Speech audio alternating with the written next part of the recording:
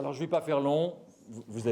Pierre est avec nous depuis 2 jours, mais voilà, je voulais quand même juste dire 2 mots parce que c'est vraiment une grande joie. D'abord, je remercie une fois de plus, mais devant vous, Pierre, d'avoir accepté d'être là durant ces 2 jours complets pour venir partager avec nous gracieusement son travail, sa propre façon de vivre, de partager, de transmettre le pardon, puisqu'il a aussi écrit sur cette thématique. Je vous invite à découvrir les livres de Pierre si vous ne les connaissez pas encore, que ce soit Découvrir les vraies richesses. Je crois que c'est le premier livre de toi dont je me suis occupé quand je venais d'arriver Voilà, chez exactement. Jouvence. Mais il est épuisé maintenant. Ben dommage, parce qu'il était très très joli. J'ai beaucoup aimé ce livre. Vivre sa spiritualité au quotidien, plus tous les petits pratiques Jouvence que tu as écrits. Si vous avez un jour l'occasion, tu continues d'animer des ateliers. Oui, hein. ah oui. Parce que Pierre a un chalet en Suisse et ses ateliers, ça fait quoi 25 ans cette année, et j'ai dit à un ami récemment, je veux continuer jusqu'à 90 ans. Et il m'a dit, mais pourquoi tu te limites comme ça, Ah non. Voilà, alors j'en dis pas plus, je cède la parole à Pierre et merci infiniment Pierre d'être là aujourd'hui pour nous tous. Merci. Merci.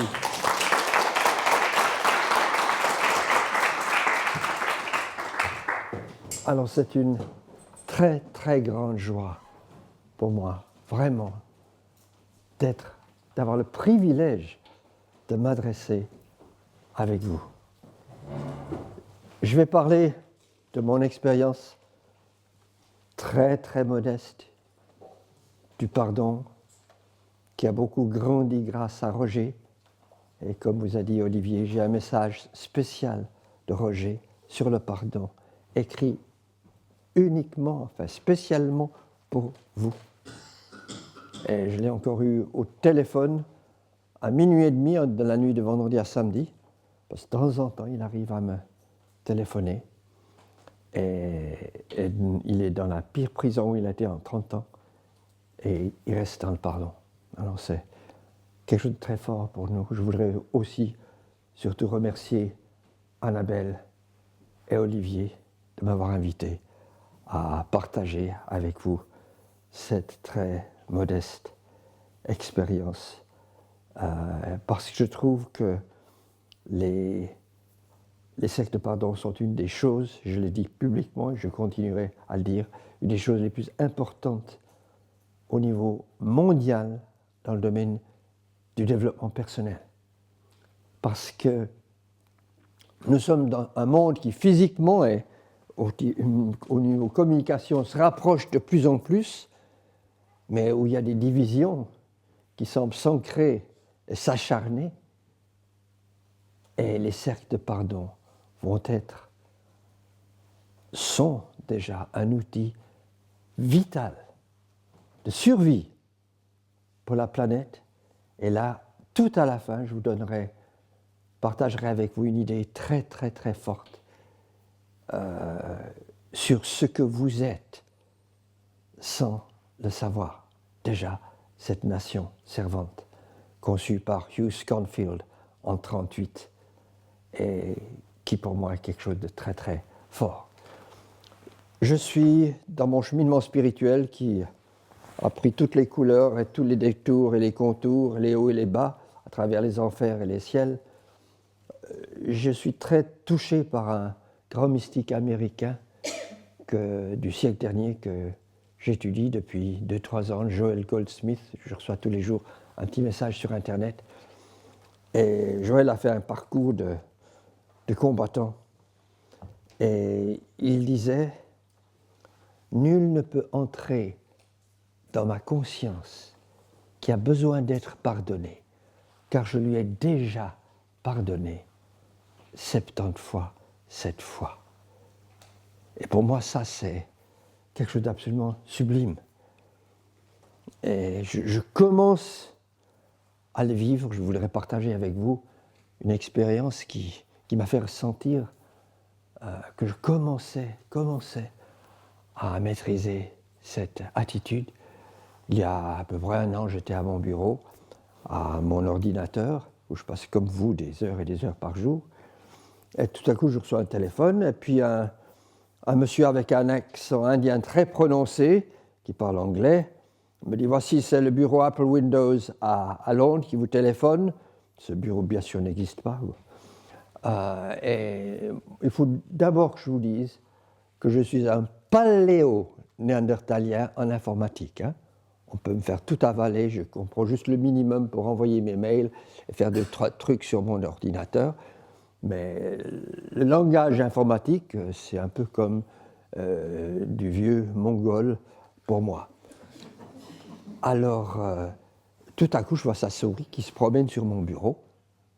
Et après, j'ai téléphoné à mon webmaster tout de suite. Il m'a dit, Pierre, tu as dû quelque part, d'une certaine façon, lui donner accès à ton écran, sinon il n'aurait pas pu y être. Ça s'est passé tellement rapidement que je n'ai pas vraiment pigé ce qui se passait. Puis il me dit, voilà, il me corrige ceci, il me fait tout un charabia informatique auquel je comprends vraiment rien. Puis au bout d'une demi-heure, il me dit, voilà, ça fait 150 €. Je lui dis, mais enfin, on n'a jamais parlé d'un paiement quelconque. Vous m'avez dit que vous êtes le bureau Apple Windows, je pensais que c'était un peu officiel. Non, vous savez que tout se paye aujourd'hui. Et là, je me sentais coincé. Non, je n'ai même pas eu l'idée de décrocher le contact Internet. Il me dit, voilà, vous me payez tout de suite par carte bancaire. Et moi, je me sentais complètement coincé. Je me suis dit, si je refuse de payer, il peut ficher en l'air tout mon système.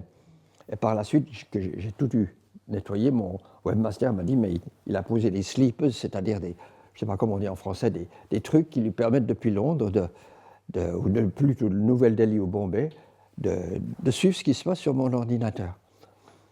Et puis, donc, je le paye, et on se dit au revoir. Je téléphone immédiatement à mon webmaster qui me dit, Pierre, tu t'es fait arnaquer de la plus belle façon. Coupe immédiatement ton contact bancaire, annule immédiatement ta carte bancaire.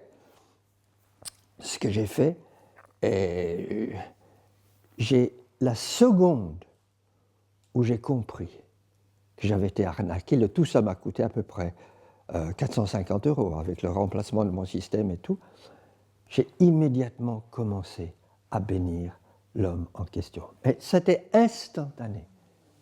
Et à ressentir la plus profonde compassion pour lui.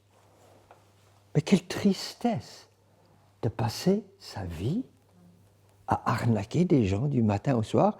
Mon webmaster Alayan m'a dit qu'à la Nouvelle-Delhi et Bombay, il y a des bureaux qui ne font que ça, avec des dizaines de mecs qui sont au téléphone toute la journée pour arnaquer des gens comme ça. Et j'ai pensé, mais j'ai senti une telle compassion pour cet homme. Et pendant des semaines, je lui ai envoyé des bénédictions. Et peut-être que dans la discussion, on pourra parler de la bénédiction comme outil de pardon, parce que c'est un outil absolument phénoménal de pardon. Pas la bénédiction au sens du prêtre ou du pasteur qui dit « Allez en paix mes ouailles à la fin du service religieux », ça n'a rien à faire avec la bénédiction pour moi. Ça, la vraie bénédiction, c'est l'envoi d'une énergie d'amour ciblée vers quelqu'un ou un événement, une chose. Voilà, alors j'étais reconnaissant parce que ça m'a permis de comprendre. J'étais vraiment reconnaissant pour cette arnaque parce que ça m'a permis de comprendre que j'avais commencé à piger ce que disait notre ami Joel Goldsmith. Ce que je vais partager avec vous aujourd'hui n'est pas tiré des livres, c'est une expérience personnelle du pardon récoltée au cours d'une vie professionnelle de largement plus de 50 ans, dans plus de 40 pays des 5 continents, dans des cultures, des races très très différentes. Et cet apprentissage du pardon inclut évidemment le pardon de soi-même. Et c'est pour moi le plus fondamental de tous.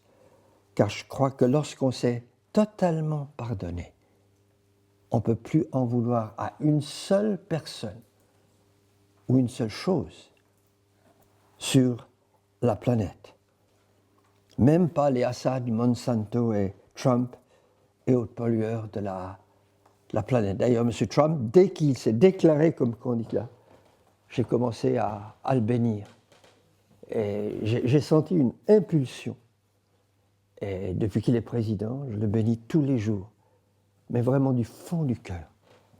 Et je suis arrivé à sentir de l'amour pour cet homme. Par penser au mur de ciment qu'il a autour de lui, de toutes ces personnes sur la terre, peut-être des centaines de millions, qui le maudissent. Il faudrait qu'une ou deux personnes commencent à le bénir pour ménager des petites fêlures dans ce mur pour que la grâce puisse l'atteindre, cette grâce dont nous attendons, dépendons tous à chaque instant.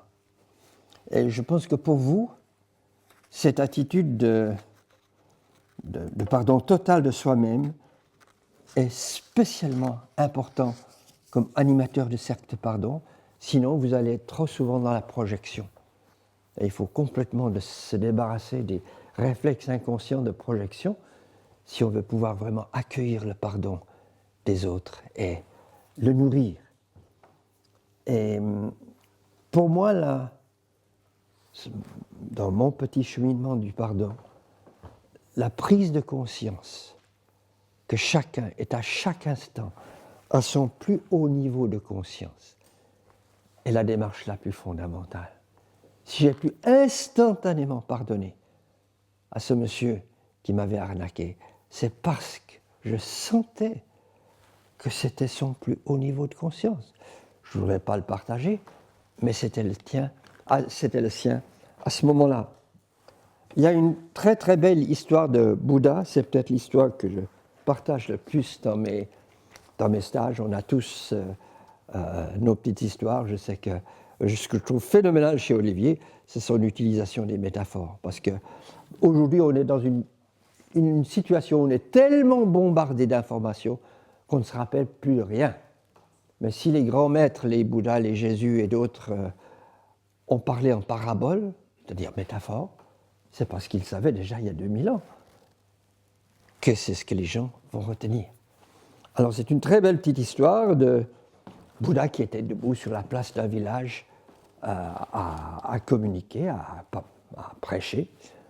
Et tout à coup, il y a un homme dans la foule que la sainteté, la sérénité, la force du Bouddha rend fou. Évidemment, quelque chose en lui que ça a déclenché, qu'il n'avait pas mis en paix. Et il vient devant toute la foule, et devant tout le monde, il se met à injurier Bouddha, le traiter de tous les noms d'oiseaux. Et il se retourne, et Bouddha le regarde tout le temps, avec la plus immense compassion. Ne dit pas un seul mot. Et le type traverse la foule, sort du village, commence à marcher dans les rizières, et plus il marche, plus il se calme. Et tout à coup, il réalise qu'il a complètement déraillé. Il a insulté un saint, un homme extraordinaire, et il décide de revenir sur ses pas et d'aller demander pardon au Bouddha. Il se ferait un passage à travers la foule, les gens se poussent du coude, c'est lui qui a insulté le maître, c'est lui qui a crié ces choses effroyables. Et il se jette à genoux devant Bouddha, et à vraiment haute voix, pour que tout le monde l'entende, il lui demande pardon. Et le Bouddha, plein de compassion, vient vers lui, le relève, et lui dit « Mais vous m'avez absolument rien fait. » Et le type, mais complètement époustouflé, mais je vous ai traité de tous les noms d'oiseaux, je vous ai injurié comme... Et Bouddha lui dit « Si quelqu'un vous donne un cadeau dont vous n'avez pas besoin, qu'est-ce que vous faites ?» Ben, je ne le prends pas, bien sûr. Et alors celui qui fait le cadeau, qu'est-ce qu'il fait? Ben, il est bien obligé de le garder. Alors vous m'avez fait un cadeau. Je n'en avais pas besoin. Vous avez l'air d'en souffrir beaucoup plus que moi.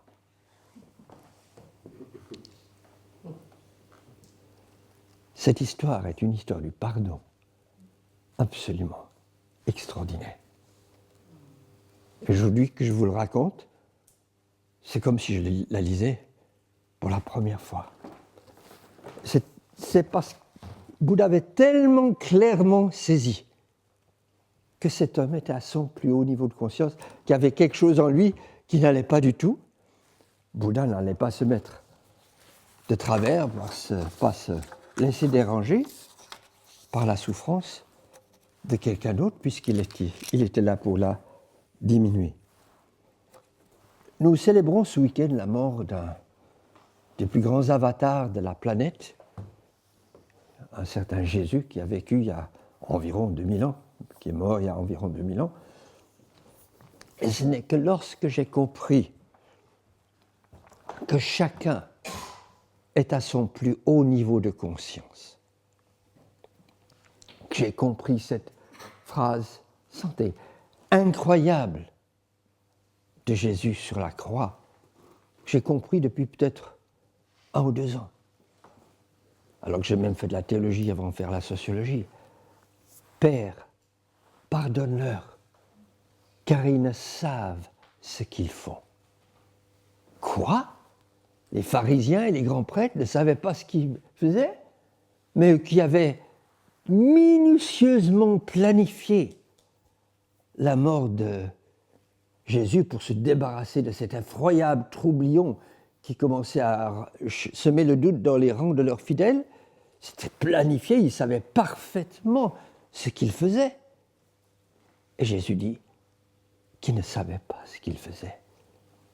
Non, ils ne savaient pas qu'ils mettaient à mort un immense avatar parce qu'ils étaient complètement enfermés dans leur bulle, mais complètement.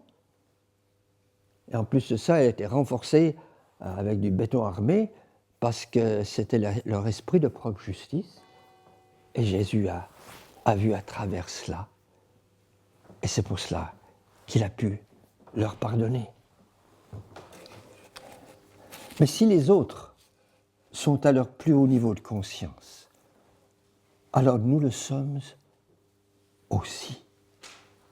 Et ceci nous amène au pardon de soi, qui, comme je le disais, est la base de tout et le commencement. Et là, je voudrais vous raconter quelque chose de très très dur que j'ai vécu il y a déjà un certain nombre d'années. J'étais à ce moment-là, c'est le plus grand tsunami de toute ma vie. J'étais au fait de ma carrière professionnelle, un formateur respecté, avec des stages qui marchaient très bien, qui me rapportaient un revenu très convenable, et auteur qui n'avait pas seulement publié des livres. Aujourd'hui, je pense que je dois être à une quinzaine de bouquins en 15 langues différentes, et connu pour son engagement humanitaire, que ce soit dans la fondation de sa femme ou auprès de Roger McGowan, mon ami du Texas.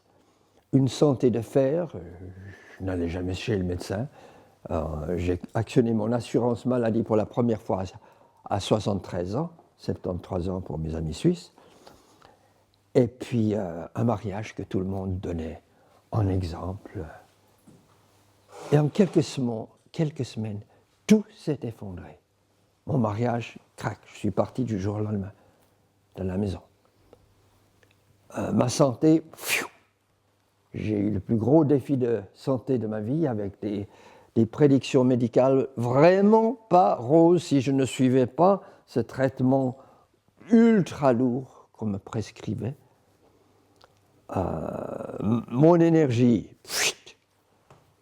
donc mes stages, donc mes revenus,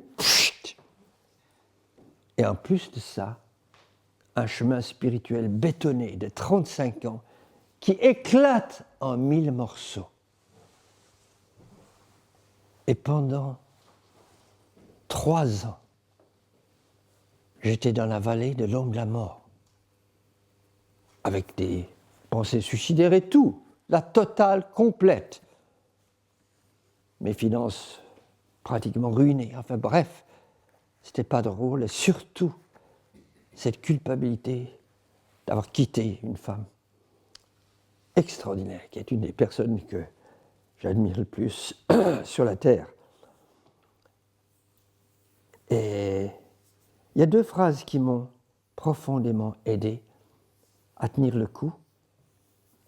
Une phrase de Mary Baker Eddy, qui est une métaphysicienne américaine très peu connue du XIXe siècle, mais qui a écrit un livre absolument prodigieux, qui s'appelle Science et Santé, avec la clé des Écritures, qui est un livre sur la guérison spirituelle. qui a vraiment fait des miracles. Et elle disait une profonde sincérité est sûre du succès, car Dieu s'en occupe.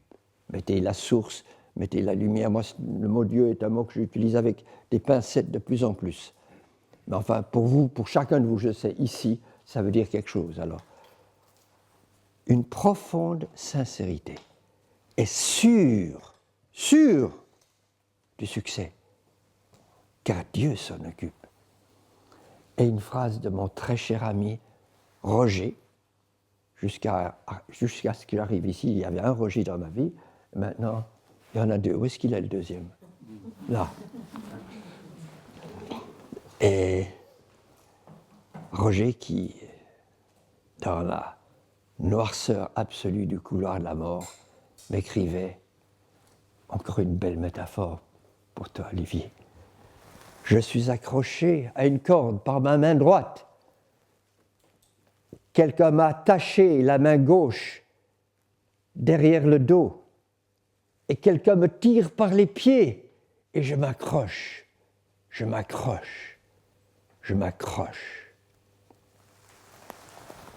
suis dit, Pierre, si Roger s'est accroché pendant près de 30 ans, tu peux t'accrocher encore un peu plus longtemps. Et je suis sorti de ce tsunami.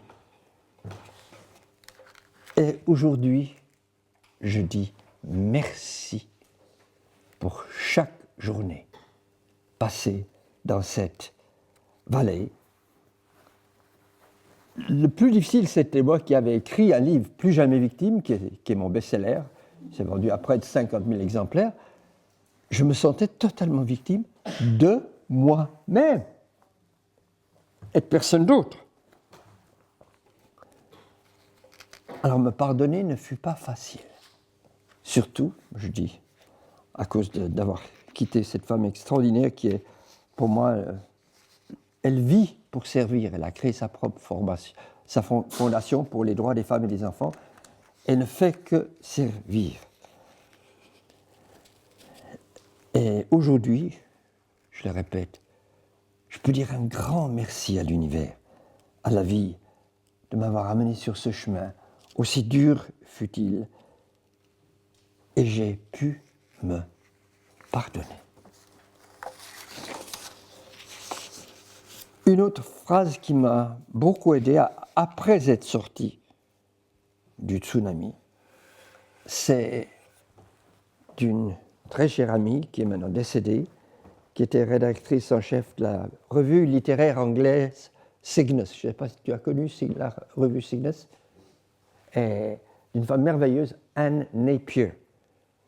Et puis elle écrivait, j'avais mis cette phrase dans mes papiers, puis je l'avais égarée, et je l'ai retrouvée après être sorti du tsunami. Écoutez bien, cette phrase s'adresse à chacune et chacun de vous. Vu sous l'angle du cœur éternel de l'univers, tous vos choix sont des choix justes. Toutes vos hésitations sont des avantages et vous n'avez jamais rien fait d'erroné. Je répète, vu sous l'angle éternel de l'univers, tous vos choix sont des choix justes. Toutes vos hésitations sont des avantages et vous n'avez jamais rien fait d'erroné. Alors, ou bien cette phrase est complètement ridicule, absurde, ou bien elle montre quelque chose que nous n'avons pas encore bien compris et peut-être pas commencé à comprendre. J'ai eu dans ma vie quelques expériences mystiques, mais deux très très fortes qui m'ont marqué à vie, dont celle que je vais vous raconter maintenant. Je revenais d'Afrique et j'allais commencer un nouveau travail comme consultant pour les affaires étrangères à Berne. J'avais quelques jours de battement dans mon programme j'étais chez mes parents qui habitaient à l'époque Genève. Et puis, je décide un jour, je vais prendre toute la journée pour faire l'étude spirituelle. Je crois que je n'avais jamais fait ça avant, de décider de prendre une journée entière.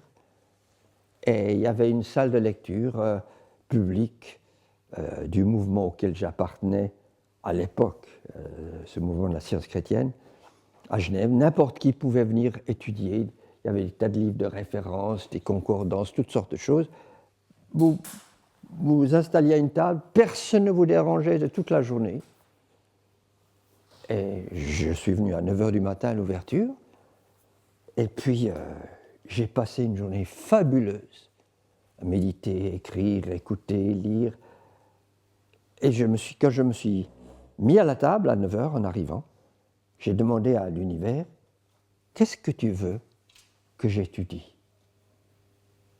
Et la réponse était tellement claire, comme si on me l'avait soufflé à l'oreille, étudie l'innocence de l'homme, l'homme au sens générique, bien sûr, homme-femme. Et j'ai passé une journée glorieuse à avoir des petites visions de cette innocence. Et quand je suis rentré chez mes parents le soir, je flottais. Je ne faisais pas de la lévitation, mais mentalement, je flottais sur les nuages.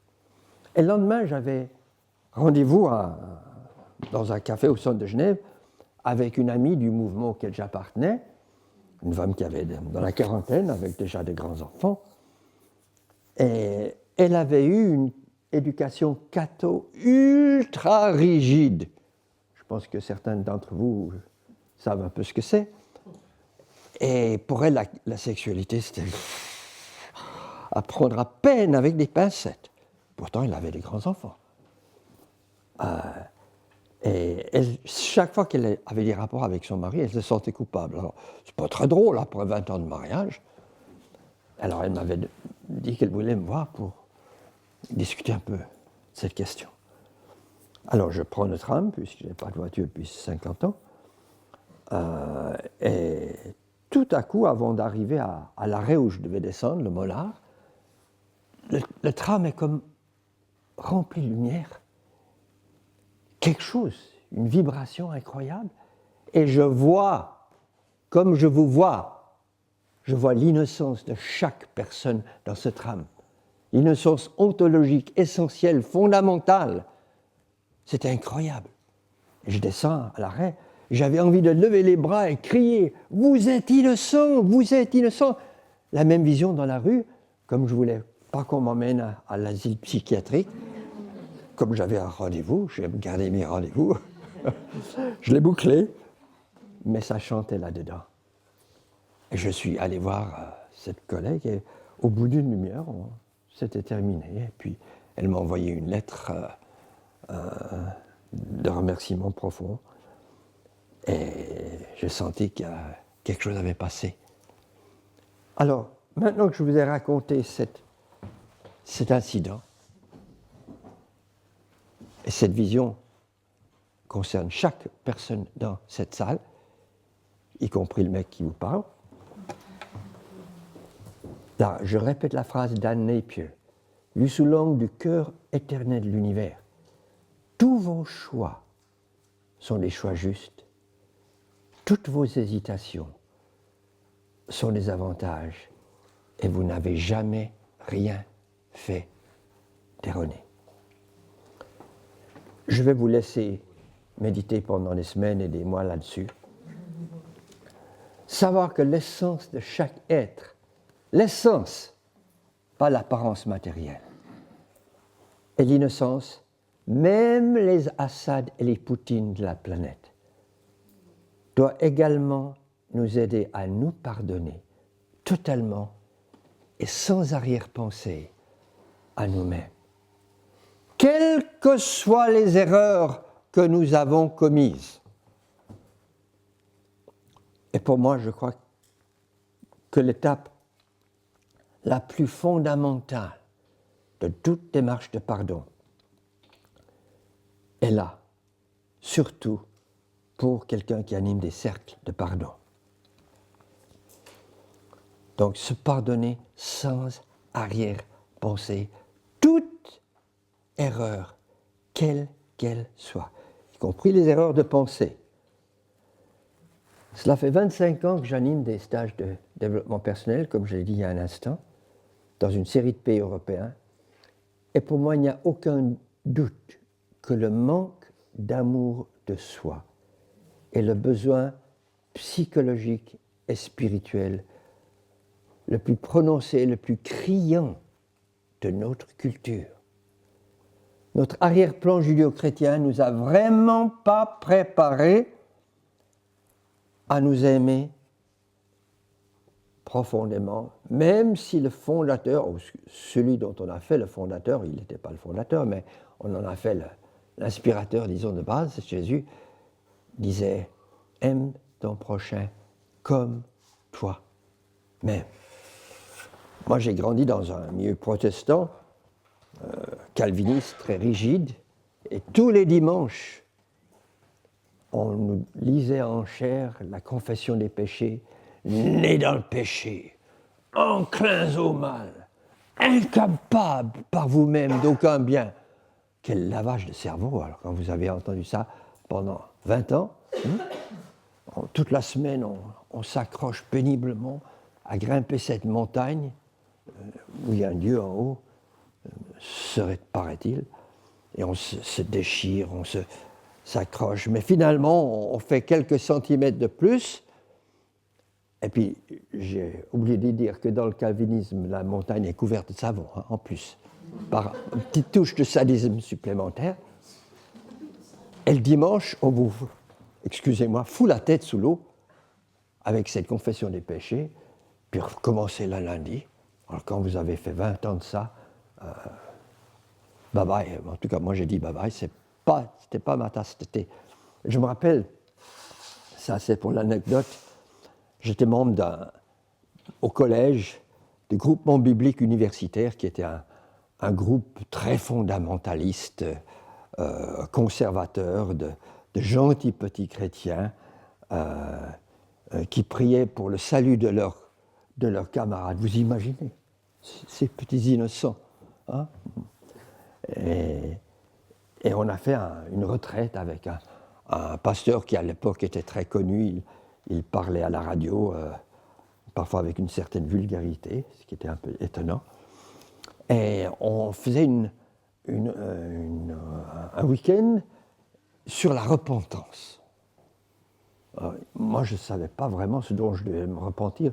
J'étais un petit garçon modèle, qui faisait toujours ses devoirs, qui faisait toujours la vaisselle et allait faire les commissions pour sa mère, et qui n'avait même pas une petite bonne amie, puisque je pensais que regarder une fille, c'était déjà commettre un adultère. Vous voyez, quelle couche. Et puis, alors on a ce week-end avec ce monsieur imposant, et à un moment, il joue le rôle de Dieu au jugement dernier. Et je vous mime exactement ce qui s'est passé. Aujourd'hui, je peux en rire, je trouve que c'est tellement comique, mais en même temps, c'est très triste. Et il dit « Et vous apparaîtrez devant le trône de Dieu, et Dieu vous dira « Pourquoi est-ce que tu ne t'es pas repenti ?» Et vous direz « Mais j'ai jamais eu l'occasion de me repentir. » Et Dieu vous dira « Menteur, rappelle-toi le week-end que tu as fait à Mornay avec le pasteur. » Et moi, j'ai passé toute la soirée couché dans la petite chapelle, avec les bras en croix, à supplier Dieu de me repentir. Je ne savais pas de quoi je devais me repentir, puisque j'étais un petit garçon modèle. Et puis le lendemain, je vais voir le pasteur, il me dit « Oui, mais tu es pas un vieux chêne qui a besoin de la foudre pour le redresser. Tu as une petite plante encore qui se redresse facilement. » Et je me dis « Maintenant, je dois me redresser. Mais dans quelle direction et de quoi ?» Alors c'était encore pire. Enfin bref, je dis ça pour l'anecdote. Mais c'est un milieu culturel. Même si vous n'êtes pas chrétien, par osmose, par égrégore, on assimile ça. Moi, j'ai une amie athée, une femme extraordinaire, qui a vécu pour servir et pour un monde meilleur. Depuis que je la connais, on s'est rencontrés en Algérie en 1966, donc ça fait belle lurette qu'on se connaît. Marie-Aimée est une femme absolument exceptionnelle, mais elle a grandi dans une famille catho. Elle n'a jamais pu se débarrasser de cette couche de culpabilité qui lui a été injectée par osmose pendant toute son enfance. Et si certains d'entre vous pensent que j'exagère, lisez le livre extraordinaire de Jean Delumeau, un des grands historiens français d'aujourd'hui, qui est encore un de ces historiens qui fait un travail méticuleux, vraiment de bénédictin, qui a écrit un immense pavé, Péché et peur au Moyen-Âge, 800 pages, mais alors fabuleux et effrayant en même temps, sur cette culture du péché qu'on a développée. Alors nous, heureusement, nous sommes sortis de cela. Alors, chers amis et chères amies, aimez-vous assez pour vous pardonner totalement tout ce qui n'a pas marché dans votre vie. J'ai envie de prendre dans mes bras chaque personne ici. Peut-être que je n'oserais pas le faire avec Olivier, mais ça, je ne sais pas. Et vous dire, aime-toi totalement, sans arrière-pensée. Et puis, pardonne-toi totalement. Rappelez-vous là, cette extraordinaire histoire de la femme adultère qui a amené à Jésus. Et la loi des pharisiens leur disait qu'il fallait lapider de telles femmes. C'était jamais l'homme qu'on lapidait, hein? Toujours la femme. Et c'est horrible la lapidation. Hein? Ça se fait encore en Arabie Saoudite, c'est vraiment horrible. Et vous savez la réponse fabuleuse de Jésus aux pharisiens qui lui disait « Notre loi nous dit de lapider de telles femmes, et toi, que dis-tu » Et ils étaient persuadés qu'il avait coincé une fois. Et là, cette parole sublime, que celui d'entre vous qui est sans péché jette la première page. Et tous, avec la queue entre les jambes, ils se sont défilés, l'un après l'autre, commençant par les plus âgés. Et Jésus dit à cette femme, « Je ne te condamne pas, moi non plus. En d'autres termes, je vois ton innocence fondamentale. Va et ne pêche plus, c'est-à-dire ne te mets plus dans une situation où ceci pourrait se reproduire. Et là, je ne serai pas là pour te sauver. » Il avait vu l'innocence totale de cette femme qui, au moment de l'erreur, était à son plus haut niveau de conscience. Donc, soyez infiniment bons, infiniment tendres avec vous-même. Vous pourrez jamais l'être trop.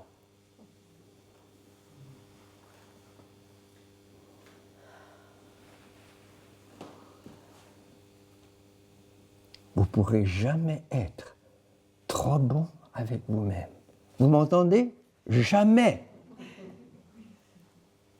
être trop aimant envers vous-même. Jamais. Et à mesure de votre amour de vous-même, vous prendrez le monde entier dans vos bras, à commencer par les Assad, les Poutine et les Trump, et ce voisin enquiquinant qui me dérange tous les jours.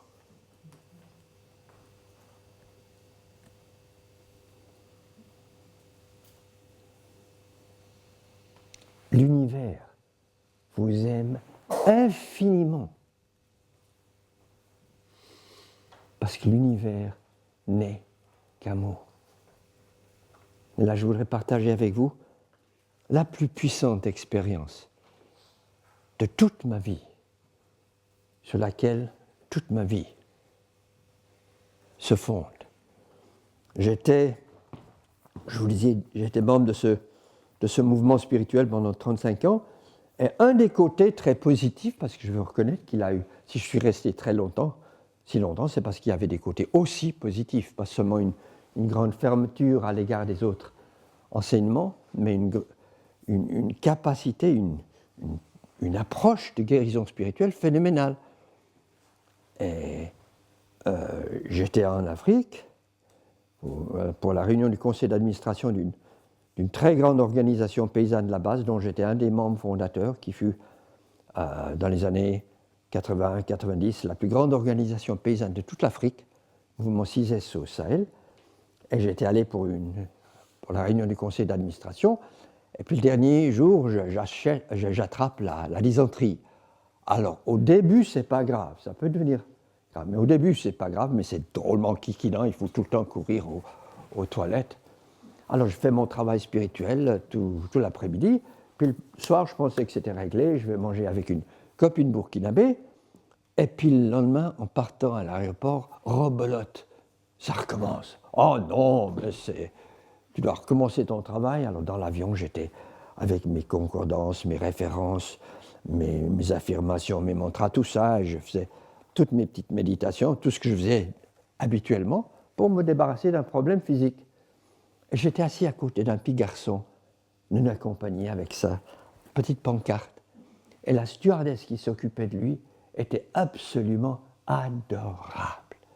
Adorable, comme si elle était sa propre mère. Elle venait constamment vers lui demander s'il était OK, s'il avait besoin de quelque chose. Et à un moment, j'ai senti pour cette femme une reconnaissance qui s'est transformée en reconnaissance cosmique. Et soudain, cette reconnaissance m'a propulsé dans un espace. Je n'étais plus dans l'avion. Je n'étais plus dans le temps. Où il n'y avait plus que le ressenti de l'amour. L'amour était la seule substance, la seule loi, le seul effet, la seule cause, la seule réalité de tout l'univers.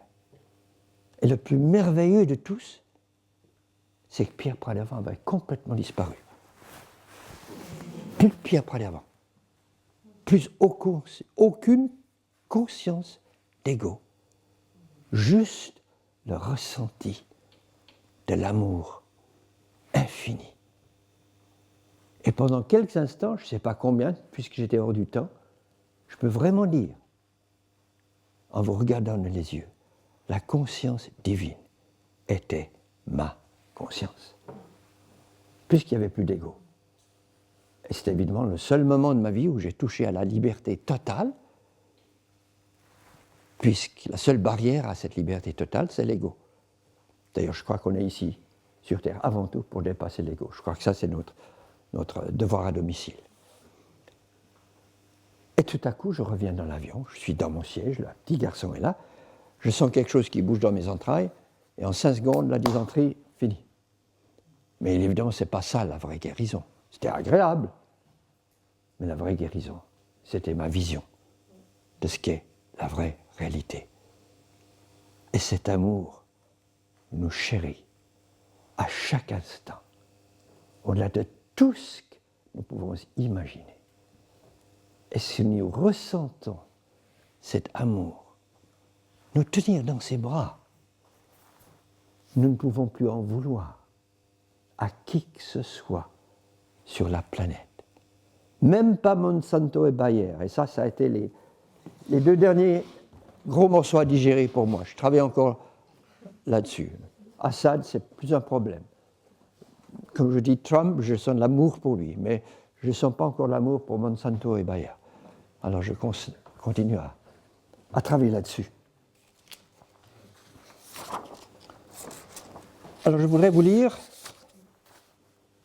oui j'ai encore le temps, 2 textes avant de conclure. Le premier, c'est de Mina Compagnon, qui est maintenant connue comme une des grandes formatrices françaises. Vous trouvez son site, si vous tapez mina.compagnon .com, je crois, Mina, M-E-E-N-A, qui est aussi membre du comité de soutien international que j'ai créé en 2006 pour m'aider dans la défense de Roger. Et Mina a eu la plus extraordinaire expérience de pardon dont j'ai connaissance personnellement, directement, par elle. Et je vais vous lire le petit texte que vous retrouverez dans mon petit livre Se faire le cadeau du pardon. Lorsqu'on m'a annoncé, donc il faut que je résume d'abord l'histoire, elle s'est mariée à 17 ans avec un homme dont elle était follement amoureux, et lui, il était follement amoureux d'elle, un de ses grands amours de jeunesse, il avait quelques années de plus qu'elle, et puis ils ont eu deux enfants ravissants, beaux, intelligents, qui à l'époque du drame avaient, je pense, autour de 3-4 ans, et puis peut-être 5 ans, et puis leur mariage a tourné à l'aigre et elle a décidé de divorcer. Son mari était absolument opposé au divorce, il ne voulait pas en entendre parler, mais elle a insisté. Elle était voir une avocate qui a préparé des papiers et elle a dû rentrer en clinique. Elle a dit à l'avocate, en tout cas, soyez sûr que les papiers n'arrivent pas pendant que je suis en clinique, parce que je ne sais pas ce que Robert pourrait faire. Et puis l'avocat lui dit, soyez sûre, madame, on va s'en occuper, ne vous faites pas de soucis. Elle rentre en clinique. Le lendemain, les papiers arrivent à la maison. Son mari essaie désespérément d'atteindre sa femme, on ne lui passe pas sa femme. Alors, la nuit, il ouvre la bouteille de gaz dans la maison, et puis les deux enfants et lui sont morts. Mais il y avait une coupure de courant dans la région, et on a rétabli le courant pendant la nuit. Il y a une étincelle qui s'est dégagée au moment de rétablir le courant. Comme la maison était pleine de gaz, il y a eu une immense explosion. Toute la maison a cramé. Et le lendemain, tout ce qui restait à Minas, de sa famille, de ses enfants adorés, ses bijoux, ses robes, ses livres, ses papiers précieux, c'était une petite poignée de cendres. Alors je reprends maintenant le texte de Mina. Lorsqu'on m'a annoncé le 8 mai 85 que mes deux enfants et leur père avaient péri dans l'incendie de notre maison, j'étais loin d'imaginer le long parcours initiatique qui m'attendait derrière cette épreuve. Comment survivre au suicide de l'homme que j'avais profondément aimé et qui, dans un sursaut de désespoir et de folie, avait emmené nos enfants avec lui dans la mort? Comment pardonner ce geste qui aurait pu prétendre répondre à cette question? J'étais athée et je vivais dans un milieu cartésien.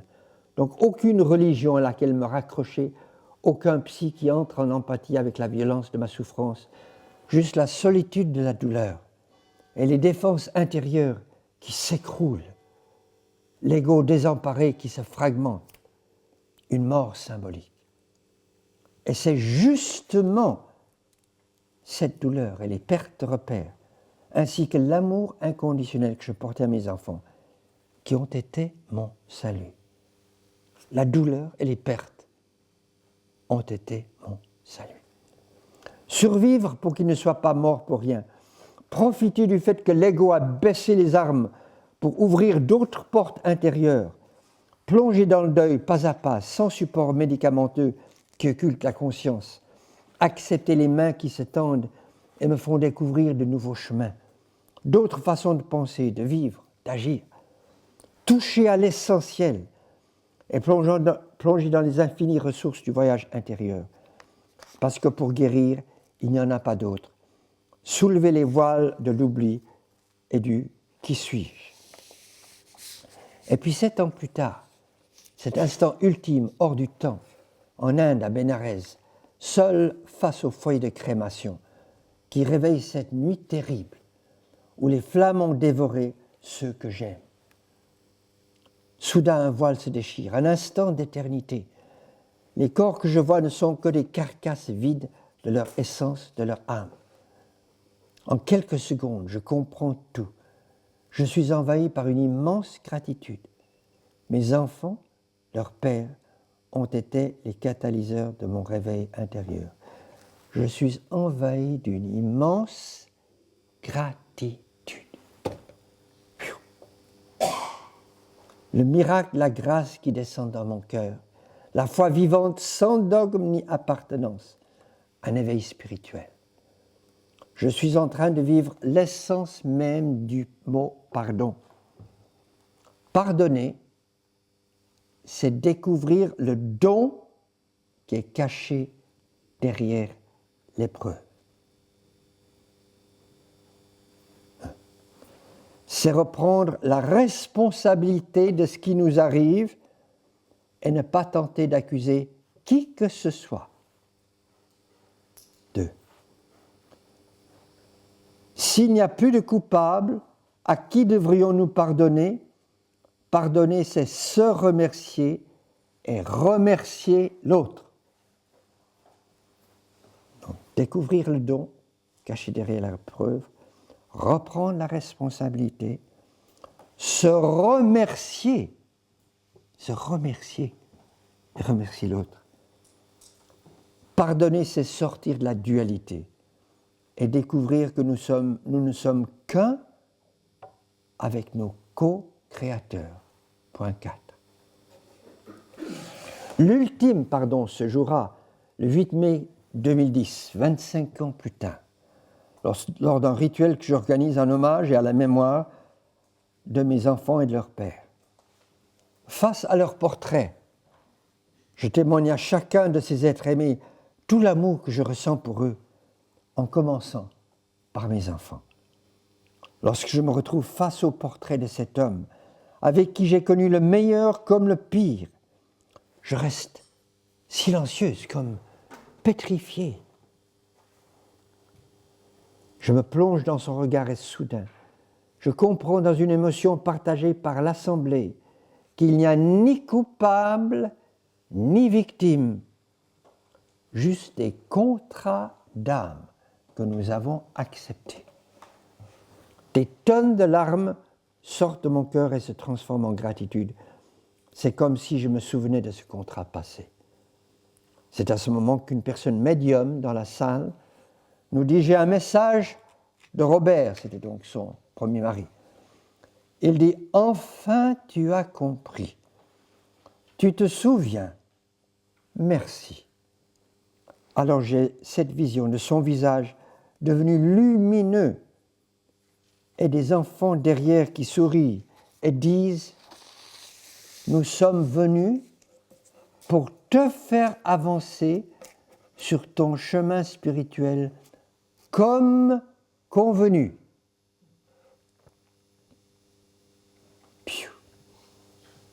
C'est l'ultime don, le véritable pardon. Qu'ajouter si ce n'est gratitude? Donc ce livre, vous le trouvez dans mon dernier petit pratique jouvence, se faire le cadeau du pardon. Et on va terminer par le message de Roger. Donc Roger McGowan est un noir américain du Texas, avec qui j'ai commencé à correspondre en 1997 et que je vois chaque année depuis 1999, qui est né dans le pire ghetto de Houston au Texas, d'une famille de 10 enfants, de 9 pères différents. Une famille extrêmement pauvre, il lui arrivait d'aller pieds nus et sans manteau à l'école en hiver, et à Houston, il peut quand même faire froid en décembre, janvier.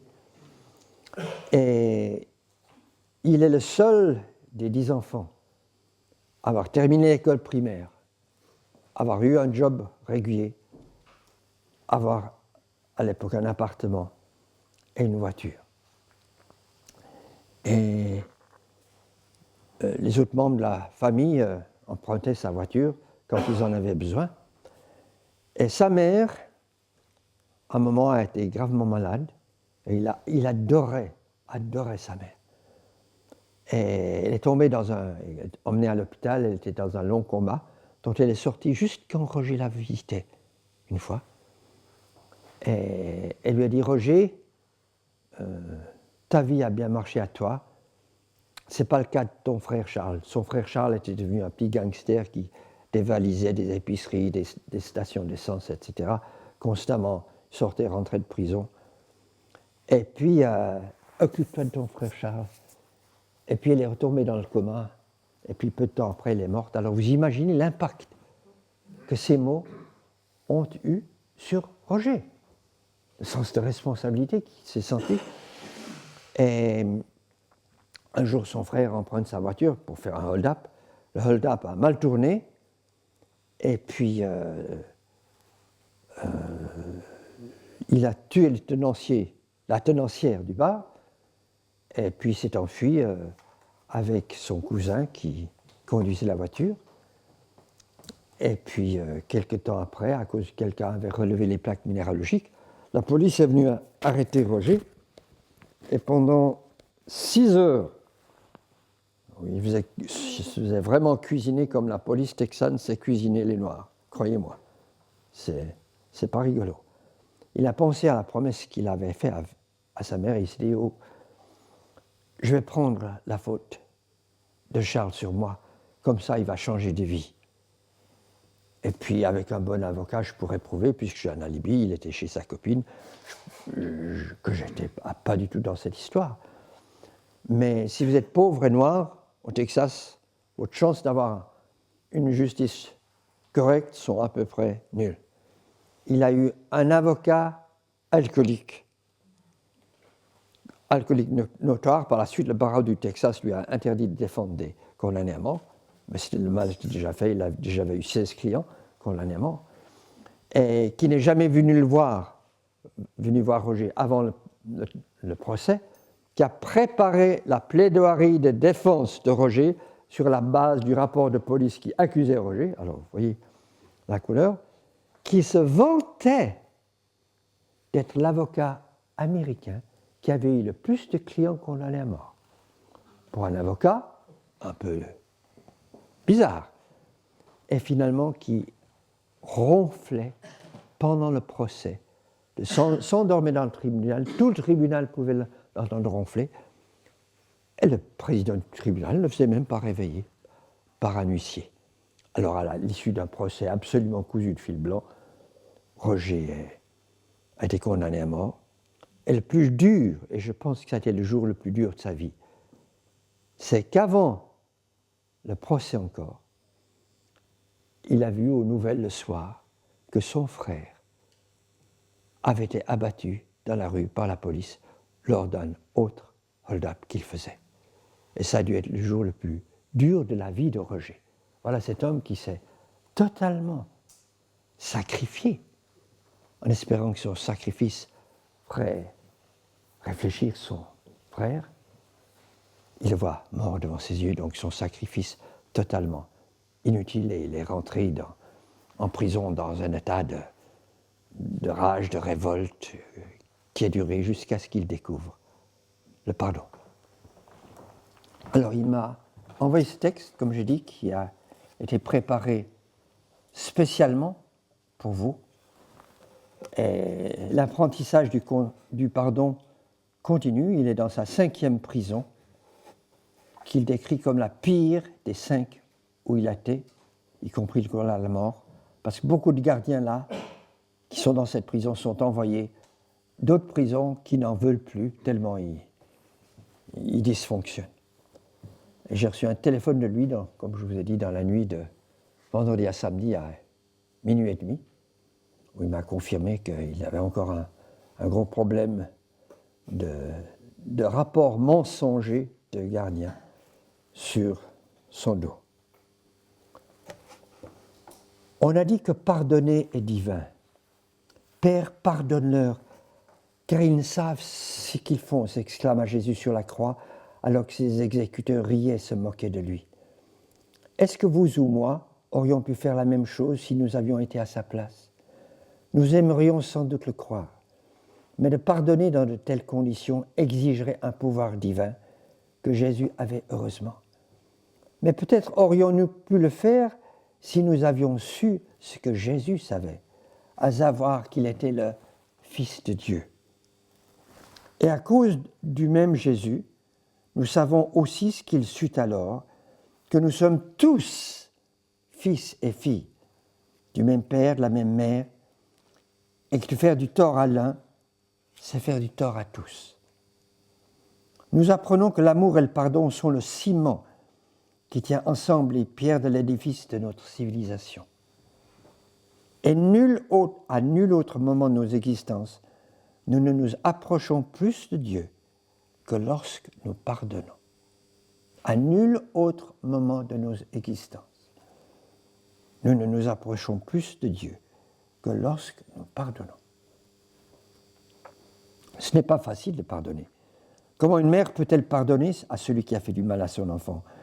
Comment un enfant peut-il pardonner à celui qui a fait du mal à ses parents? Je suis dans une position unique pour être témoin du pouvoir extraordinaire du pardon. J'ai été témoin de pères pardonner à leurs fils d'avoir fait tuer toute leur famille. J'ai été témoin de mères pardonner à leurs filles d'avoir fait tuer leur propre père pour pouvoir récolter l'argent d'une assurance vie.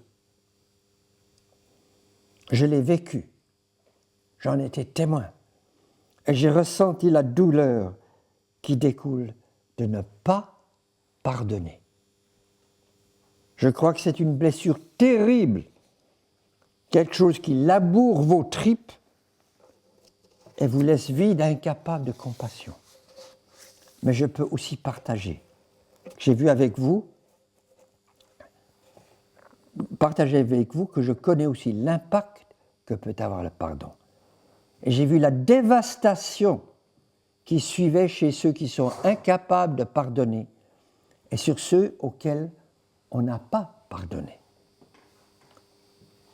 Le pardon est quelque chose d'une immense bonté. Cela aide ceux qui ont été pardonnés à continuer leur vie et à celui qui a pardonné de lâcher prise.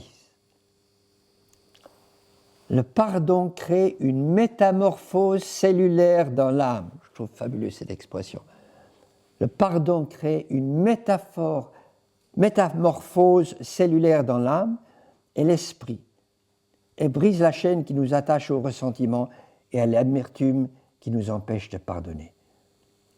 Il n'y a rien de plus puissant que ces paroles dites du fond du cœur. Je te pardonne, mon frère, ma sœur, pour tout ce que vous m'avez peut-être fait. Chaque journée passée dans cette prison où je suis obligé de résider me met face à face aux dures réalités des actions cruelles et abusives des gardiens et de nombreux détenus. Il y a eu des moments où les gardiens ou les détenus m'ont fait des choses que je trouve totalement déplacées, voire cruelles. Ai-je le courage de leur pardonner? Oui. Suis-je plus fort qu'eux?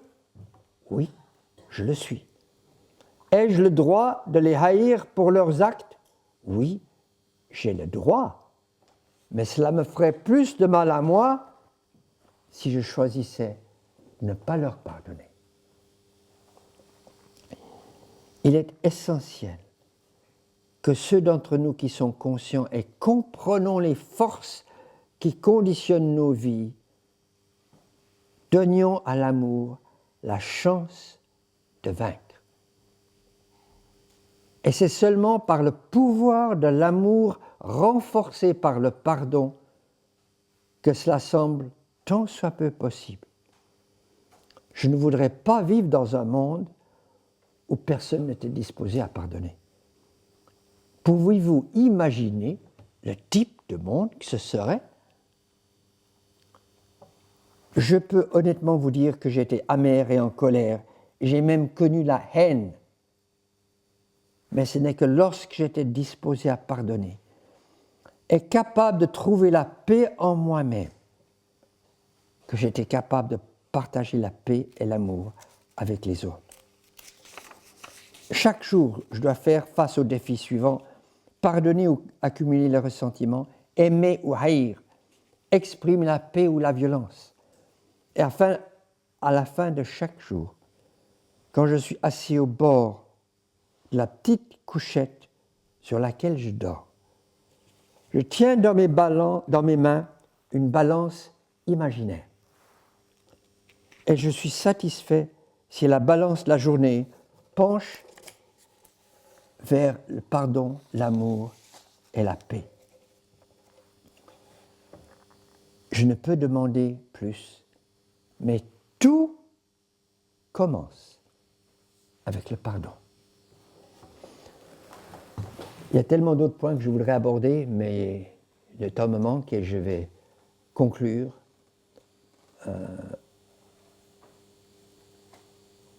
Je vais conclure par une prise de conscience que je fais tous les jours. C'est que chaque fois que j'arrive à surmonter un gros ressentiment, j'ai tous ceux dans le monde qui souffrent de ressentiment à faire de même. Si je suis alcoolique ou drogué et que j'arrive à maîtriser cette dépendance, j'ai tous ceux dans le monde qui luttent contre une telle dépendance à progresser. Car une des choses qui ressort le plus en plus des écrits contemporains, c'est l'idée d'un seul entendement universel qui nous relie tous. Un livre phare parmi plusieurs, c'est celui de Larry Dossey, un des pères des médecines douces aux États-Unis. Je suis sûr que tu connais, Olivier. One Mind. Le livre s'appelle One Mind, un entendement. Quel extraordinaire encouragement pour nous de prendre conscience de ceci. Et je vais terminer maintenant par une petite surprise, et je finirai très rapidement, et je vous demande instamment de ne pas applaudir à la fin de mon exposé. Quand on applaudit, ça coupe une énergie. Je préfère qu'on reste 15-20 secondes en silence avant de commencer la discussion, mais s'il vous plaît, pas d'applaudissements. En 1938, un auteur britannique, Hugh Schonfield, on prononce ça Scofield, a élaboré un concept qui s'appelait la nation servante. Et après la guerre, ça a été élaboré, il y a même eu un parlement de la nation servante. Et en 88, malheureusement, quand Scofield est décédé, le concept n'a pas tenu. Il n'y avait pas d'autres personnes prêtes à vraiment reprendre le flambeau. Cette nation servante, c'est une nation sans république, sans pays, sans frontières, de personnes qui se sentent appelées à servir le monde. Avant tout, à servir le monde. Et pour moi, les cercles de pardon constituent l'amorce de la nation servante dont le monde a un urgent besoin. Il y a déjà des serviteurs de cette nation servante dans le monde entier, j'en rencontre dans mes voyages. Ces gens pour lesquels la vision d'un monde qui marche pour tous, un monde gagnant-gagnant qui marche pour tous, qui pour moi est le modèle vers lequel nous devons progresser pour remplacer le modèle gagnant-perdant qui ruine la planète actuellement. Tous inconsciemment sont adhérents à cette vision d'un monde gagnant-gagnant qui marche pour tous. Et je le perçois chez vous aussi, sans même avoir discuté de cette question avec une seule personne d'entre vous. Je sens que, je peux me tromper, mais la plupart d'entre vous préféreraient un monde gagnant-gagnant qui marche pour tous que ce monde de compétition à outrance qui est en train de ruiner la planète. Alors, je voudrais vous remercier d'être cette nation servante qui porte le message le plus important, selon Roger, de la planète, celui du pardon inconditionnel qui seul peut ouvrir les portes à l'amour inconditionnel. qui gouverne l'univers. Merci pour votre extraordinaire écoute. Vous m'avez fait un cadeau, vous ne pouvez pas savoir combien est précieux le cadeau que vous m'avez fait. On va faire 30 secondes de silence avant la discussion.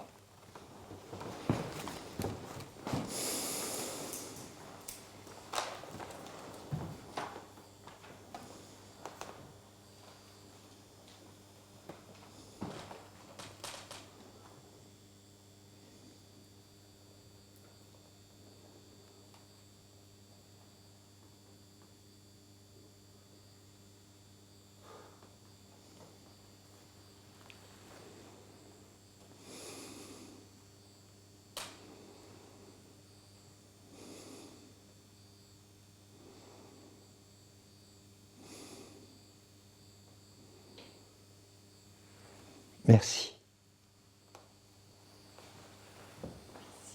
Voilà, la parole est à vous.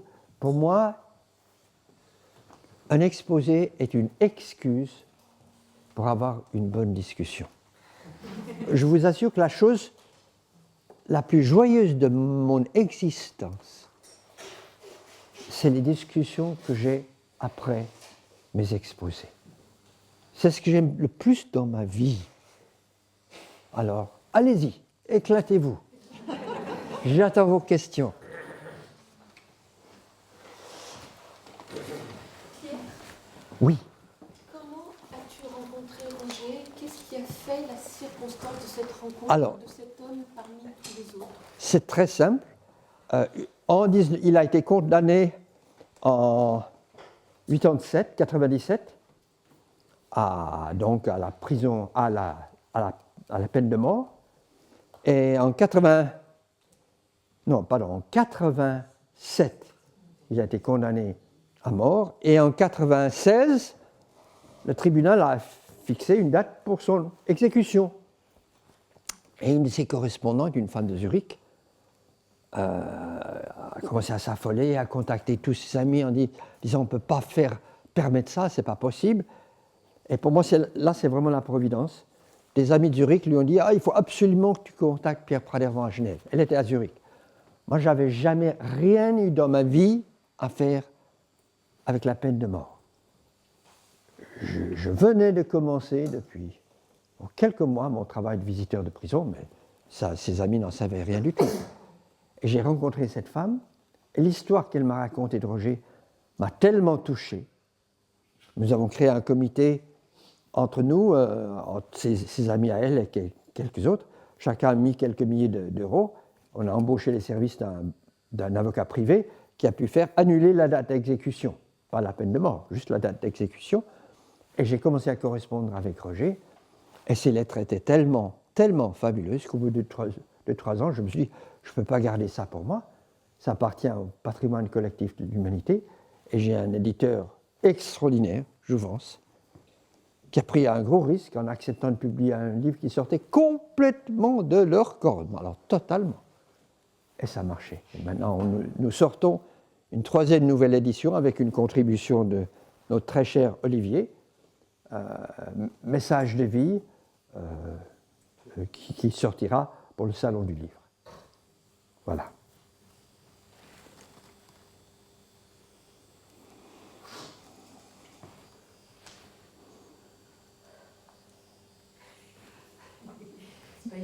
C'est tout à fait OK si vous n'avez pas de questions. Vous n'êtes pas obligé de poser des questions. Peut-être que vous avez reçu quelque chose qui vous suffit. Oui. C'est pas clair en moi, mais il se passe quelque chose entre la culpabilité que l'on ressent en soi, qui empêche d'être soi-même, et je crois que c'est, je ne sais pas comment le dire, c'est en train de travailler en moi, et quelque chose de l'amour de soi-même en même temps, mais c'est pas clair en moi, mais je sens qu'il y a quelque chose... C'est-à-dire, si tu te sens encore de la culpabilité, il faut encore beaucoup travailler l'amour de soi. Okay. Parce que si vraiment tu t'aimes sans condition, okay, tu pourras absolument pas accepter que ce parasite qui s'appelle culpabilité réside dans ton âme. Ok? Les deux sont incompatibles.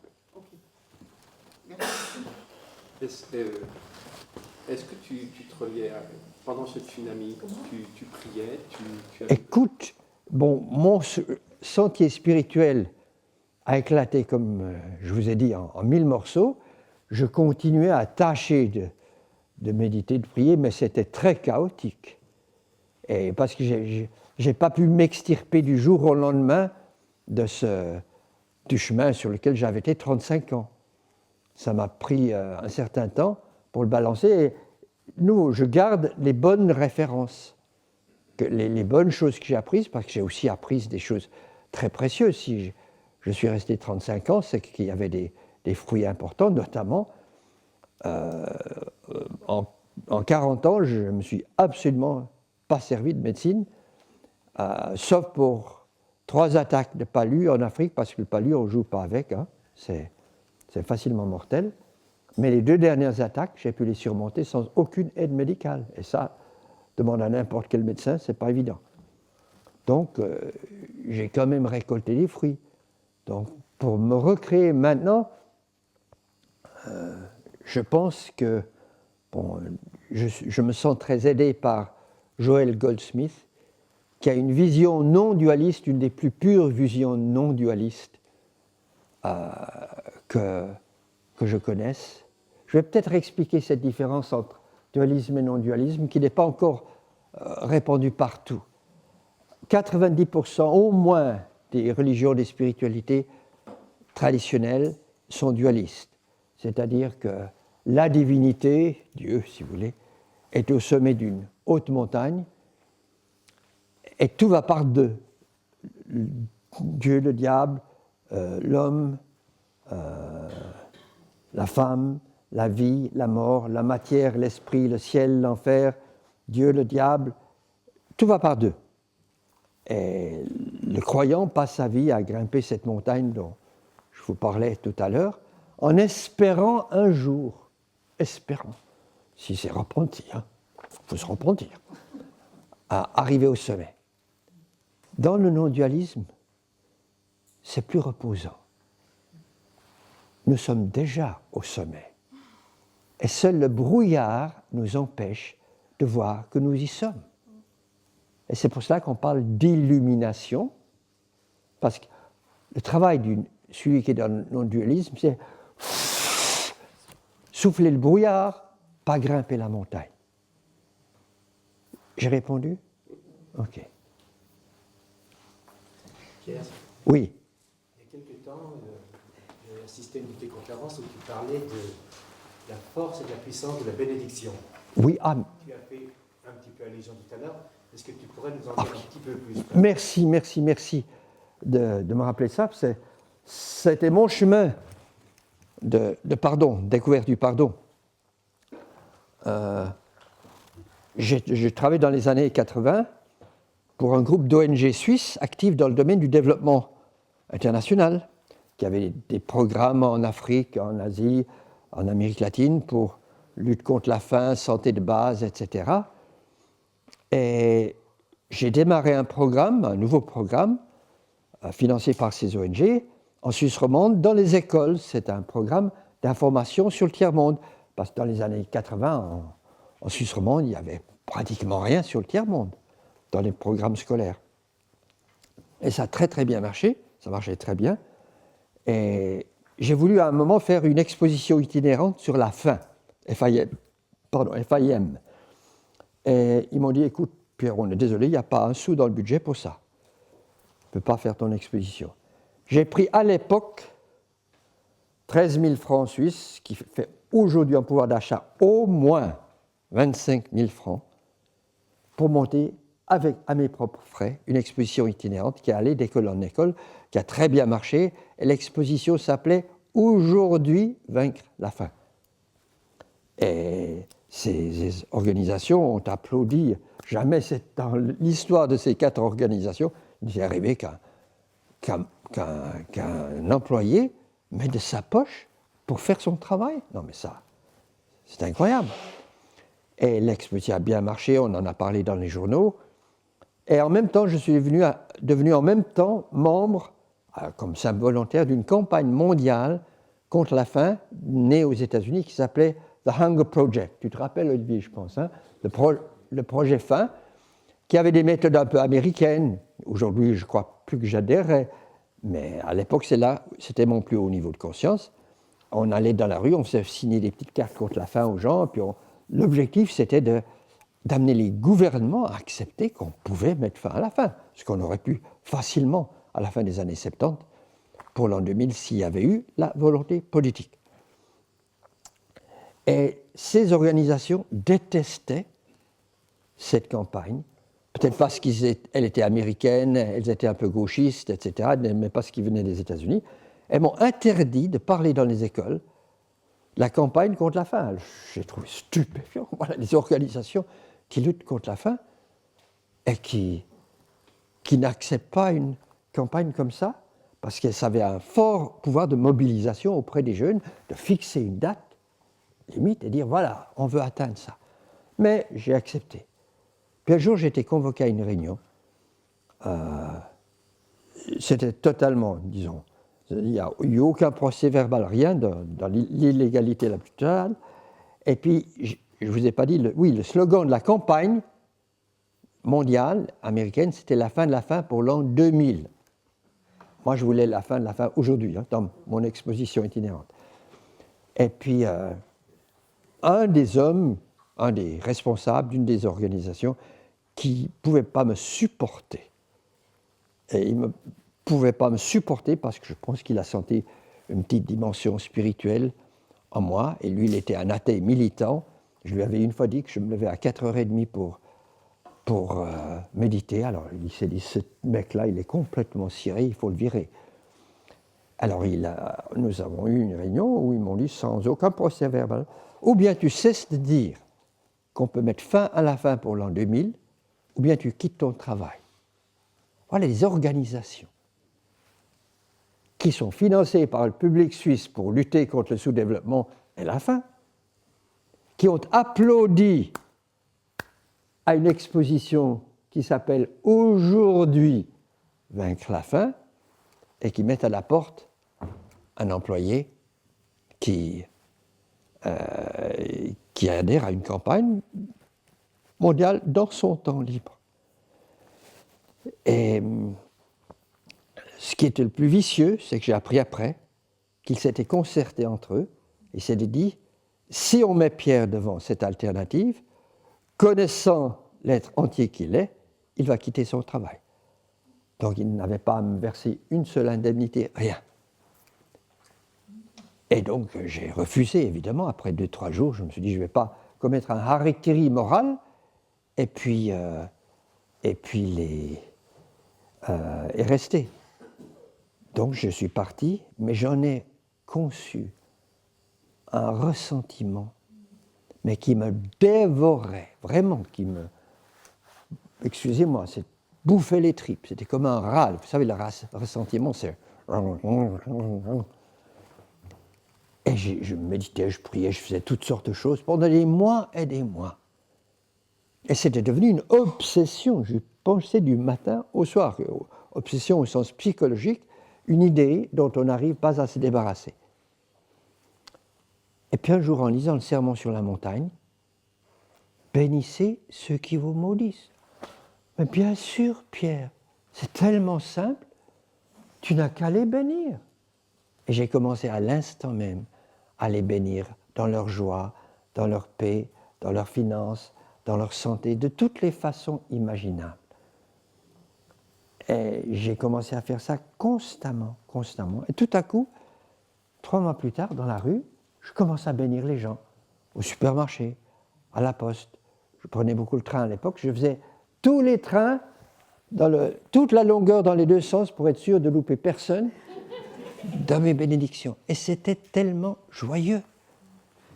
Et on m'avait demandé de donner une conférence à Zurich sur le thème « Guérir le monde ». Hein, très significatif, le titre. À une rencontre internationale de jeunes. Et puis, j'étais en train de préparer ma conférence. Et puis tout à coup, ce texte me tombe dessus. J'étais comme un scribe sous dictée, comme littéralement, comme si un esprit me dictait ce texte. Et j'ai écrit un texte d'une page. Je peux vous le lire, c'est OK? Alors, je l'ai dans ma...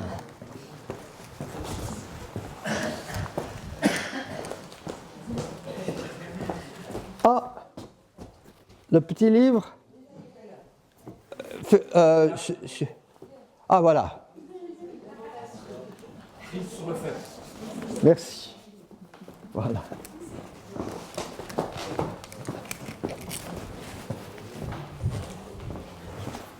Voilà, et ça fait, depuis qu'Internet existe, que je reçois depuis que l'email existe, que je reçois des retours du monde entier. Oui. Constant.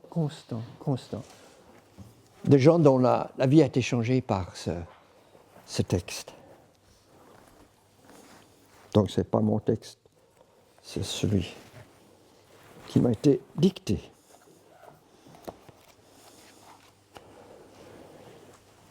Au réveil, bénissez votre journée, car elle déborde déjà d'une abondance de biens que vos bénédictions font apparaître.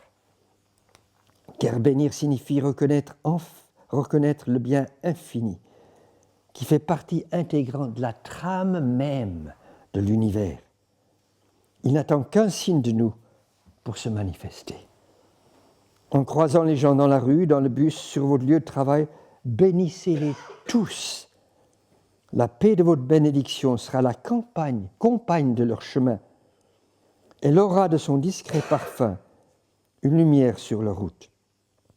Bénissez ceux que vous rencontrez dans leur santé, dans leur travail, leur joie, leur relation au divin, à eux-mêmes et aux autres. Bénissez-les dans leur abondance et dans leurs finances. Bénissez-les de toutes les façons concevables, car de telles bénédictions ne sèment pas seulement les semences de la guérison, mais un jour jailliront comme autant de fleurs de joie dans les espaces arides de votre propre vie. En vous promenant, bénissez votre village ou votre cité, ceux qui la gouvernent et ses enseignants, ses infirmières et ses balayeurs, ses prêtres et ses prostituées. À l'instant même où quelqu'un exprime la moindre agressivité, colère ou manque de bonté à votre égard, répondez avec une bénédiction silencieuse. Bénissez-les totalement, sincèrement. Je te bénis dans ta parfaite santé. Bénissez-les totalement, sincèrement, joyeusement, car de telles bénédictions sont un bouclier qui les protège de l'arrogance de leurs méfaits et détourne la flèche qui vous est adressée. Bénir signifie désirer et vouloir inconditionnellement, totalement et sans réserve aucune le bien illimité pour les autres et les événements de la vie, en puisant aux sources les plus profondes et les plus intimes de votre être. Cela signifie révérer et considérer avec un émerveillement total ce qui est toujours un don du Créateur, et cela quelles que soient les apparences. Celui qui est porté par votre bénédiction est mis à part, consacré, entier. Bénir signifie invoquer la protection divine sur quelqu'un ou quelque chose, penser avec une reconnaissance profonde à elle, l'évoquer avec gratitude. Cela signifie encore appeler le bonheur sur quelqu'un, encore que nous ne soyons jamais la source de la bénédiction, mais simplement le témoin joyeux de l'abondance de la vie. Bénir toutes et tous, sans discrimination aucune, constitue la forme ultime du don. Car ceux que vous bénissez ne sauront jamais d'où vient ce rayon de soleil, qui soudain perce les nuages de leur ciel, et vous serez rarement témoins de cette lumière dans leur vie. Quand, dans votre journée, quelque événement, et ce paragraphe est absolument clé, je vous dirai après pourquoi, écoutez-le bien, ce paragraphe. Quand, dans votre journée, quelque événement inattendu vous bouleverse, vous autant que vos plans, éclatez en bénédiction. Car la vie est en train de vous apprendre une leçon, même si sa coupe peut vous sembler amère. Car cet événement que vous pensez être si indésirable, vous l'avez en fait suscité, afin d'apprendre la leçon qui vous échapperait si vous hésitiez à le bénir. Les épreuves sont des bénédictions cachées et des corps d'anges suivent leurs traces. Bénir signifie reconnaître une beauté omniprésente, cachée aux yeux matériels. C'est activer la loi universelle de l'attraction qui, du fond de l'univers, amènera dans votre vie exactement ce dont vous avez besoin dans le moment présent pour grandir, progresser et remplir la coupe de votre joie. Et maintenant, 2 paragraphes qui expliquent exactement ce qu'est la bénédiction au sens où je l'entends.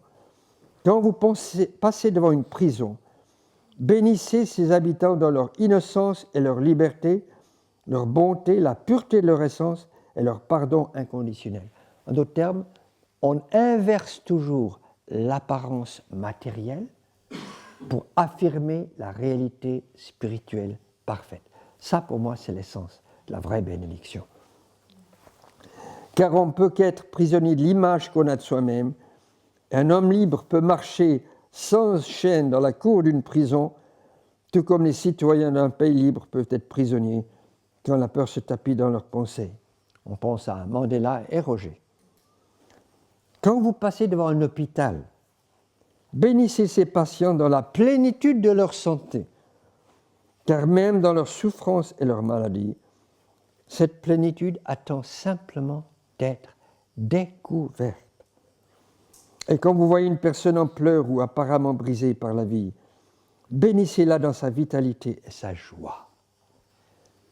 Car les sens ne présentent que l'inverse de la splendeur et la perfection ultime que seul l'œil intérieur peut percevoir.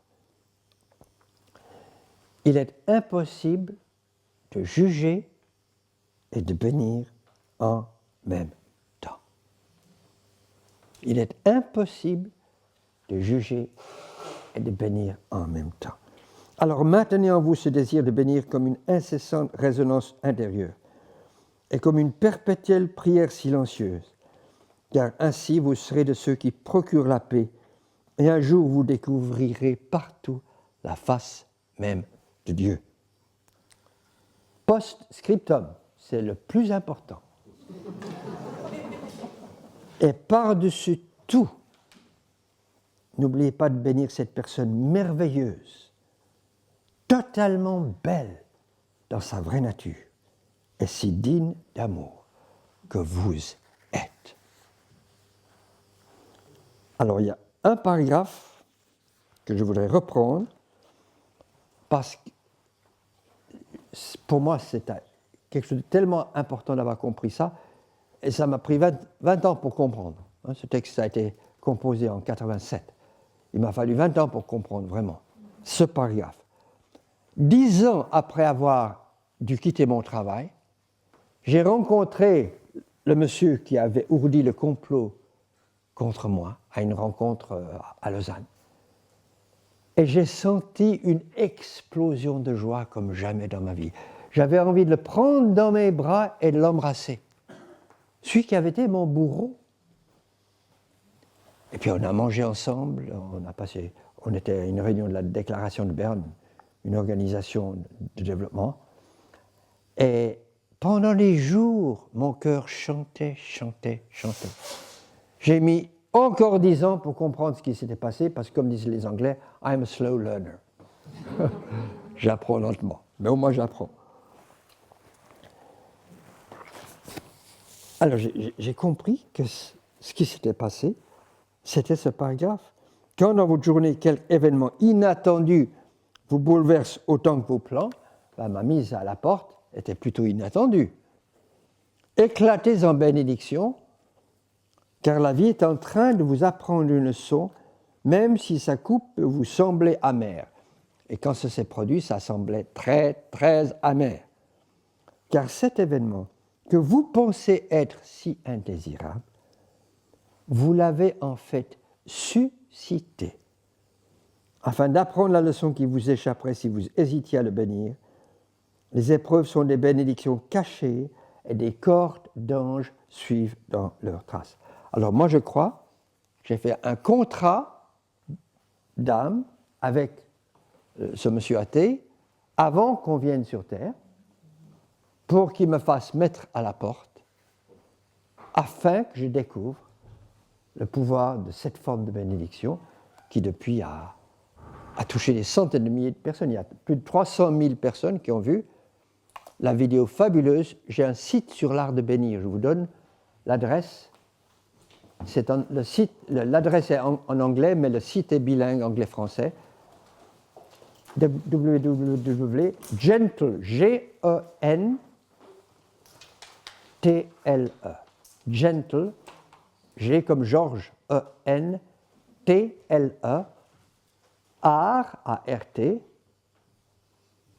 of, O-F, blessing, B-L-E, 2-S-I-N-G, .org. Alors soyez sûrs de commencer par l'extraordinaire vidéo de Jane Young sur le simple art de bénir. Et ensuite, bondissez sur les guérisons. Il y a toute une section de guérisons, et surtout au niveau des relations humaines, de tellement belles guérisons.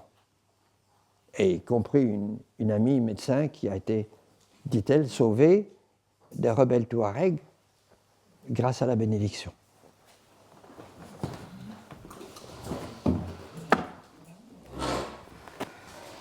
Voilà.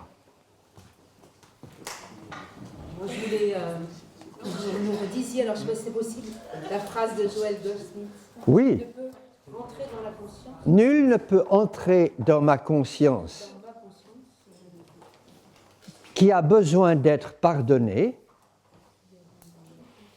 Nul ne peut rentrer. Nul ne peut rentrer dans ma conscience. Nul ne peut rentrer dans ma conscience qui a besoin d'être pardonné. Nul ne peut rentrer dans ma conscience qui a besoin d'être pardonné, car je lui ai déjà pardonné, 70 fois 7 fois. Ce chiffre est pris de l'Évangile. Jésus, les pharisiens demandaient à Jésus combien de fois est-ce qu'il faut pardonner 7 fois comme dit la loi. Il disait non, 70 fois 7 fois, ce qui veut dire indéfiniment. Je répète toute la phrase. Nul ne peut rentrer dans ma conscience qui a besoin d'être pardonné, car je lui ai déjà pardonné 70 fois 7 fois. Et le monsieur s'appelle Joel, sans tréma, Joel Goldsmith, G-O-L-D-S-M-I-T-H.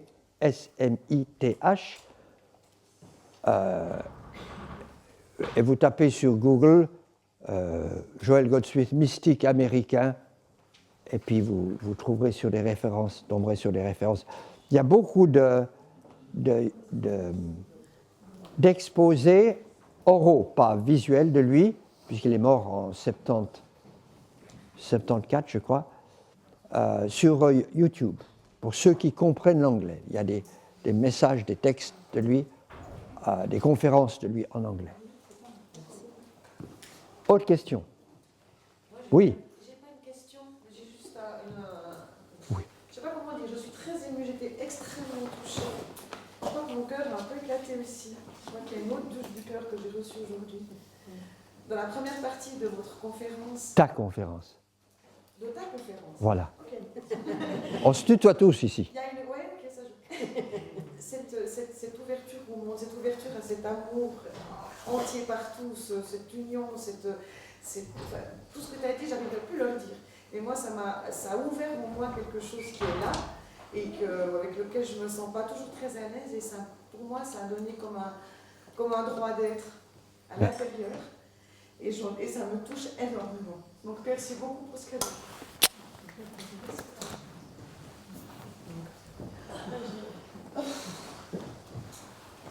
Loïc. En fait, c'est juste un partage, ce que tu dis, dans ton expérience, l'expérience de Roger, l'expérience de Mina Compagnon. Mina Compagnon, oui. Ça me fait penser à la parabole de la petite âme dans la conversation avec Dieu de Neil Donald Walsh. Oui. C'est la petite âme au paradis qui demande à revenir sur terre pour faire l'expérience du pardon. Et elle demande à quelqu'un de venir avec elle. Et au paradis, toutes les âmes se regardent leurs chaussures, n'ont pas envie d'y aller. Et puis du fin fond des Champs-Élysées arrive une petite âme qui dit ok, ben, moi je suis d'accord, je vais descendre sur terre avec toi et je vais te faire l'expérience du pardon. Tout ce que je te demande, c'est lorsque je t'aurai mis plus bas que terre et que tu mordras la poussière, juste rappelle-toi de qui je suis. Très bien. Super, merci. Ce partage. Je ne me rappelais plus du tout. Pierre, oui. Hier je te disais que j'avais lu un livre de toi qui avait été une grande révélation pour moi. C'est ce chapitre justement de Mina Compagnon dans ce livre. Voilà. Qui m'a révélé, c'est-à-dire qui m'a sorti de mes petites zones de confort et de certitude pour m'amener sur autre chose. Oui. Merci. Je t'en prie. Et je vous encourage vraiment à chercher un livre qui coûte moins de 5 €. Donc vous n'allez pas vous ruiner. Et ce texte, il vaut la peine de l'avoir juste pour le texte de Mina. Moi, je le retravaille depuis des années, ce texte. Il est d'une richesse incroyable. Et c'est un texte qui vous aidera, vous, dans votre travail. Olivier ? À ce sujet-là, je voulais rappeler que le livre de Mina a été réédité cette année dans les éditions de Daniel, parce qu'il était épuisé depuis longtemps, son livre Apprivoiser le pardon, dans lequel elle a fait une nouvelle préface. Et puis, pour ceux et celles d'entre vous qui ne l'auraient pas vu, je rappelle aussi qu'elle est intervenue dans 2 années ici, voilà. au Journée du Pardon, et que la 2e année où elle a fait une conférence, cette conférence a été filmée par Denis Fabien, ici présent.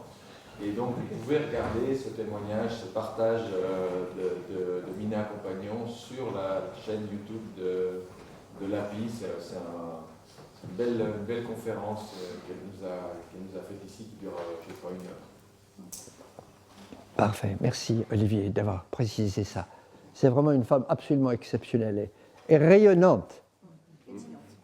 Pétillante. Et après, ce qu'elle a vécu, c'est la preuve de l'authenticité incroyable de son vécu. Oh, encore des questions ? Oui. Non, ce n'est pas une question, c'est juste un témoignage depuis notre rencontre il y a quelques années, la découverte avec toi de Roger, qui pour moi, c'est celui qui ancre le plus les cercles de pardon. Quand on dit de se préparer dans une salle, préparer un cercle de pardon, c'est comme si je me sens absolument connecté à Roger. Roger.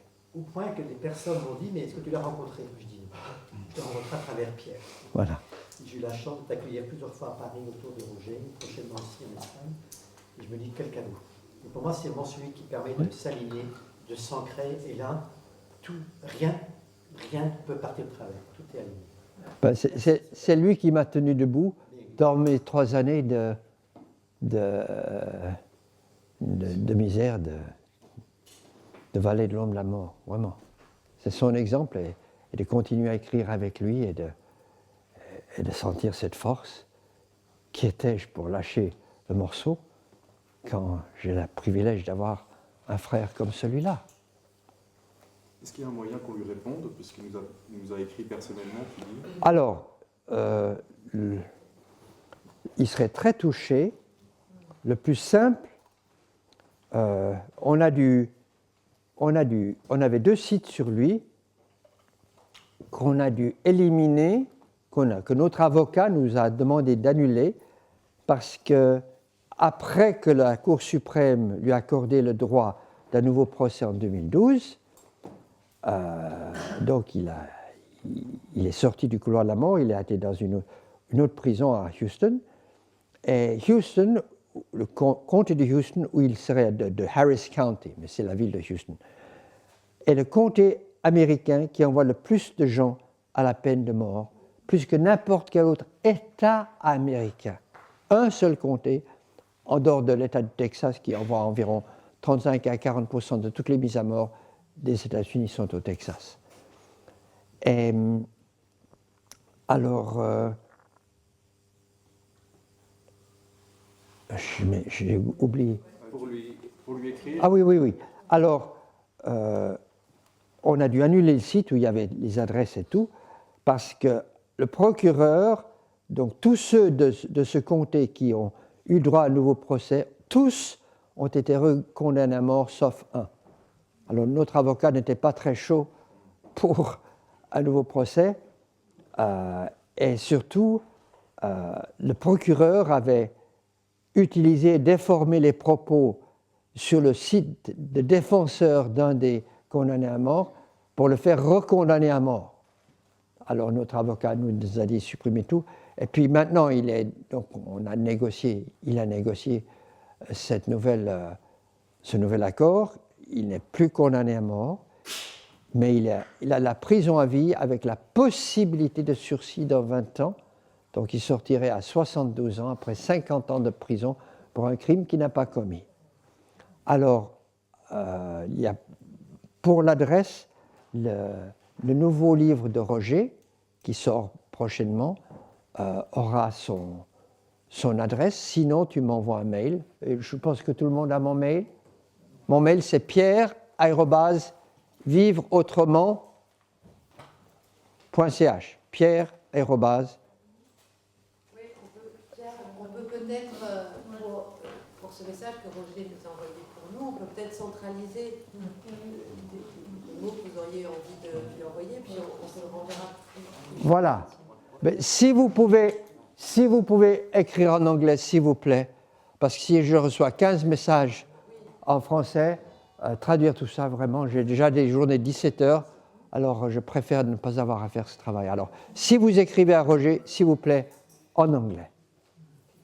La fin de son adresse mail. De mon adresse mail, ch. Vivreautrement.ch. Vivre autrement, tout relié. Vivreautrement.ch.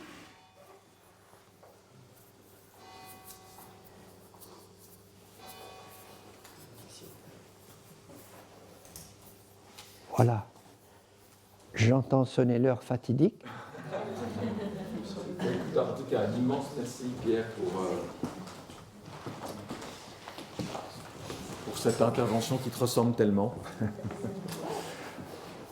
Je pense que tous ceux et celles qui sont là savent que je cite ton travail et je cite l'art de bénir dans tous mes ateliers, sans exception, depuis que j'anime des ateliers dont du pardon. Ton art de bénir se trouve avec ta bénédiction d'ailleurs dans le livre J'arrête de juger, et on en parle tout le temps, et moi j'ai beaucoup de retours de gens, comme toi tu en as infiniment plus, sur combien cet outil-là tellement simple a changé la vie des gens. Il y a des tas de gens parmi tout ce qu'il y a comme différentes possibilités, ou même dans le webinaire où j'en ai aussi parlé, tu sais, dans le webinaire Pardon et non-jugement, les gens me disent l'art de bénir, de démarrer la journée comme ça, de le faire dans le métro, de le faire en voiture partout, c'est vraiment l'outil qui a changé la vie, je pense, d'un nombre incalculable de personnes. Maintenant, il faut une certaine persévérance. Ce monsieur qui m'a fait vider de mon travail, il m'a fallu 3 années de bénédiction avant de pouvoir vraiment la ressentir dans le cœur. Et George Bush, même chose, il m'a fallu 3 ans de bénédiction quotidienne pour ne plus le juger. Quand il était gouverneur du Texas, il a fait exécuter plus de personnes que n'importe quel autre gouverneur dans l'histoire des États-Unis. Celui qui lui a succédé a fait encore mieux, 100 de plus. Alors, mais j'ai aussi mis 3 ans pour vraiment le bénir du cœur. Donc, c'est une pratique simple, merveilleuse, mais qui demande la persévérance, comme tout ce que je connais sur le chemin spirituel. Hein? On est d'accord. Déjà, okay. Merci encore à toi, Olivier. Avec joie. Et alors, je ne pouvais pas m'empêcher de terminer par une petite histoire. Oui, merveilleux. Parce que tu nous as raconté l'histoire avec ton pasteur, là, Voilà. et qui joue Dieu. Et ça m'a rappelé, t'entends parler de la repentance, alors certains la connaissent déjà, mais vous m'excuserez. Un jour, un homme n'en pouvait plus avec la vie, vraiment, la vie était trop difficile, et il décide de commettre l'irréparable et de se suicider. Alors il attache une corde au lustre, il passe la corde autour de son cou, il saute du tabouret, puis là le lustre tombe, tout s'écroule, et après coup, de ne pas être mort, tout d'un coup il se dit, mon Dieu, mais qu'est-ce que j'allais faire? Et là, pris d'un repentir immense, il fonce à l'église, il demande à être tout de suite reçu par le curé en confession, il lui raconte ce qu'il vient de faire et tout, Et là, le curé lui dit, mais enfin, mon fils, ne sais-tu pas qu'il y a dans la Bible réponse à toutes les questions existentielles de l'homme? La prochaine fois, avant de commettre une telle folie, ouvre les Saintes Écritures, choisis une page au hasard, pointe du doigt, et là, tu auras la réponse à ta question. Alors là-dessus, il lui donne l'absolution, l'homme tout content, rasséréné, repart chez lui. Puis il se dit, autant mettre en pratique tout de suite ce que m'a dit monsieur le curé. Il sort sa Bible, il l'ouvre au hasard, il pointe du doigt, il lit « Repens-toi ».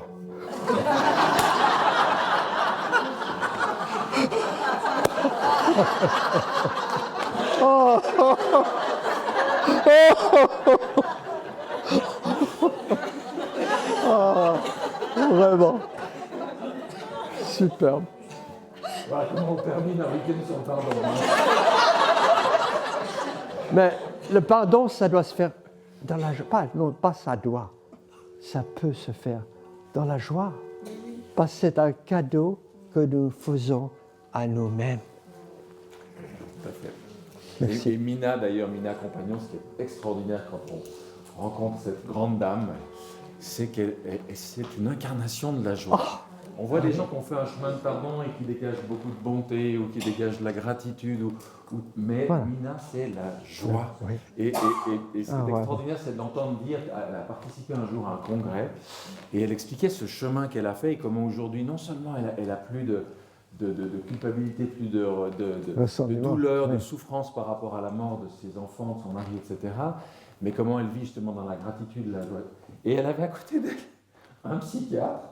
Donc elle fait toute une intervention où elle parle de ça, elle témoigne du fait qu'elle a pu, on dit toujours on ne peut pas faire le deuil d'un enfant, elle dit oui, si, voilà, aujourd'hui elle rayonne de joie, elle transmet quelque chose de lumineux dans le monde entier. Quand elle termine son intervention, le psychiatre prend la parole à côté et commence par dire on ne peut pas faire le deuil d'un enfant. Voilà, donc j'adore. Ah, Il y a quelqu'un qui a vécu une expérience qui témoigne, mais non, après il y a la vérité incarnée. voilà. Méfiez-vous des psychiatres, je dis ça avec entre guillemets, mais en même temps, c'est pas la source principale, j'espère, de votre inspiration. Mais nous les bénissons. Voilà. Exactement. Merci bien. Oh, c'est fabuleux. Merci.